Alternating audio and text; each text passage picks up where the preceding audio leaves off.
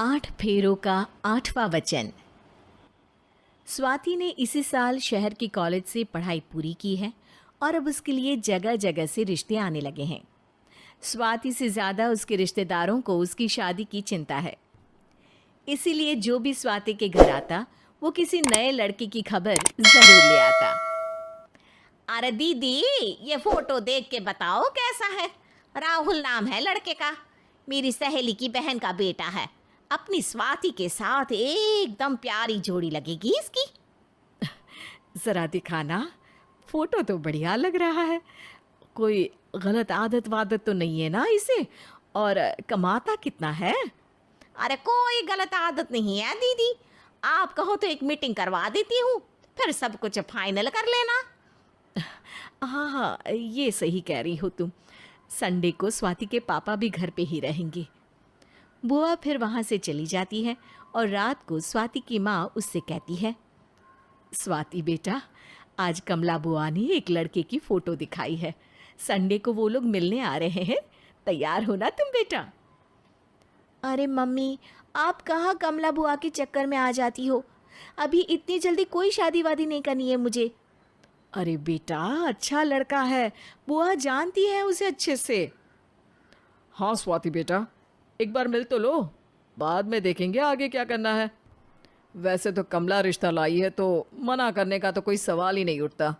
Sunday की सुबह होती है और कमला बुआ राहुल और उसके मम्मी पापा को लेकर स्वाति के घर आती है।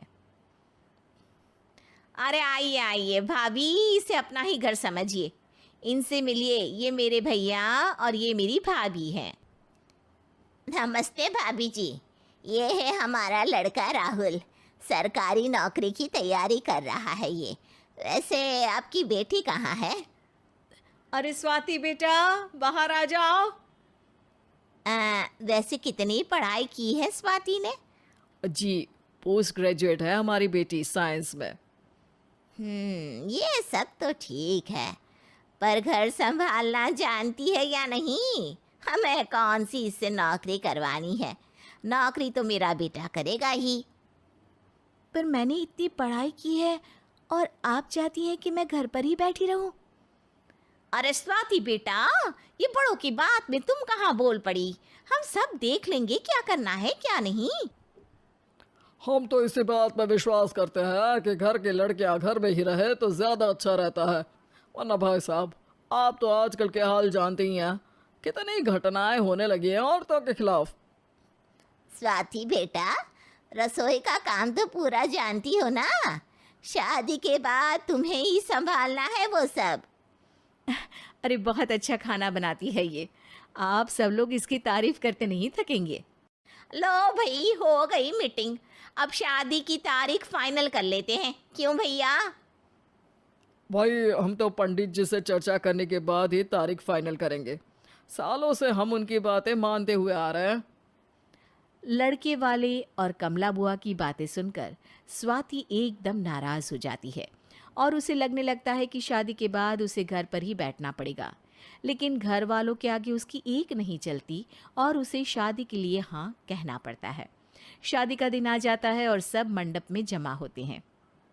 अब फेरों का समय हो गया है, अब कन्या अपने वर से 7 वचन मांगेगी। आप किसी धार्मिक आयोजन में जाएं तो मुझे भी ले जाएंगे। आप मेरे माता पिता का भी बराबरी से सम्मान करेंगे, हमेशा मेरा साथ निभाएंगे। आपको दोनों परिवार की जिम्मेदारियां बखूबी निभानी होगी। हर ज़रूरी बात में मेरी भी राय लेंगे। आप सभी गलत आदतों से दूर रहेंगे। आप मेरे अलावा किसी और औरत से कोई गलत संबंध नहीं बांधेंगे। ये 7 वचन पूरे हुए, वर क्या तुम्हें ये सारे वचन मंजूर है? जी हाँ पंडित जी, मैं सारे वचन अच्छी तरीके से निभाऊंगा। अरे वाह वाह, बढ़िया तरीके से सब काम संपन्न हो गया।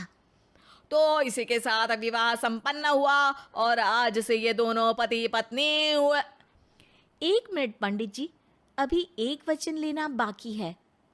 अब कौन सा वचन है बेटा? मैं अब हमेशा के लिए किसी दूसरे घर में जाने वाली हूँ, तो पति के अलावा मैं अपने सास ससुर से भी एक वचन लेना चाहूँगी। अब कहो बेटी। मैं ये चाहती हूँ कि मुझ पर किसी बात की कोई पाबंदी नहीं लगाई जाएगी। मुझे सब कुछ करने की आज़ादी होगी और मैं भी विश्वास दिलाती हूँ कि मैं एक अच्छी बहू बन के दिखाऊंगी। स्वाति की बात सुनकर उसके सास ससुर एकदम चौंक जाते हैं और कुछ बोल नहीं पाते कि उतने में कमला बुआ बोल पड़ती है।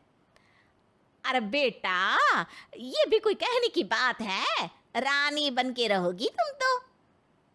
वचन देने से पहले सोच लीजिए, क्योंकि शास्त्रों में वचन ना निभाने वालों के लिए नरक से भी बदतर सजा लिखी है।